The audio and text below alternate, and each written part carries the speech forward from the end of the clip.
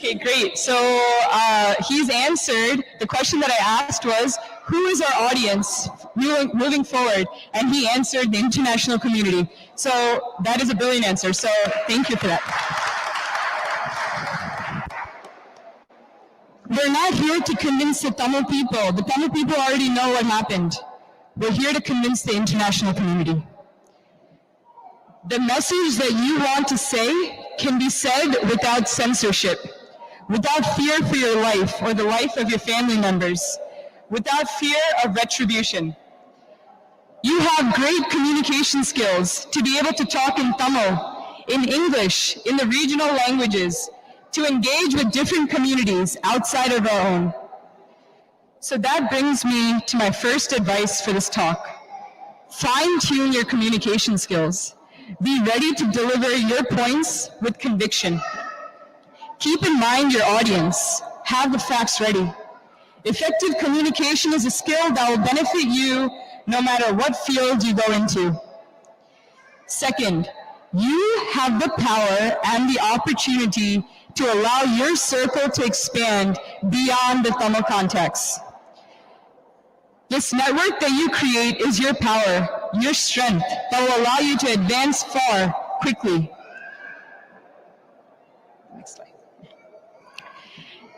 It's all about who you know. This is a true reality of this world.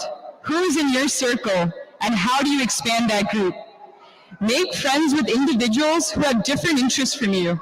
Hear what they have to say. Have a healthy discussion and talk about your differences. That will allow for your thinking to expand. When you bring in people into your circle, their circle now expands yours. And slowly but surely, this freedom struggle will be approaching the ideal that we all dream of. You were brought up in a society in which human rights were inalienable. You were born free. You have the education to climb up, to attain positions of leadership and power in the societies you live in. And you must take full advantage of that to help our people. It is our duty to do that.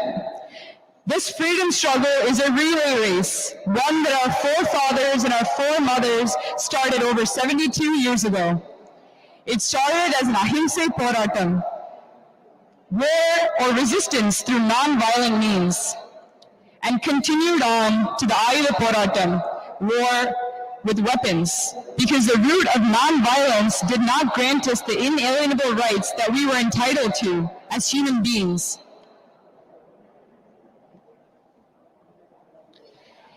And now, you and I stand in the third phase of the freedom struggle, the international chapter.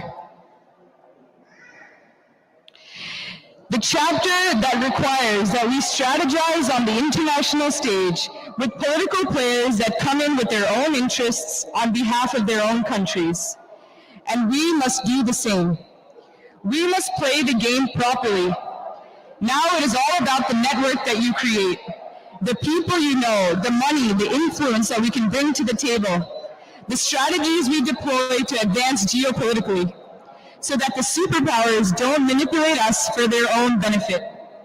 We must never let that happen. What do we want? What do the superpowers want from us and why? How do we negotiate to come to an agreement that is beneficial to our people? Because that is our only concern, our people. Every man for himself. How do we master the art of diplomacy?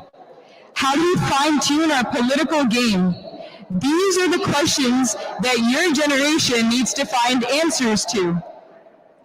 And my dear brothers and sisters, you must come up with the answers. You are more than capable of doing that.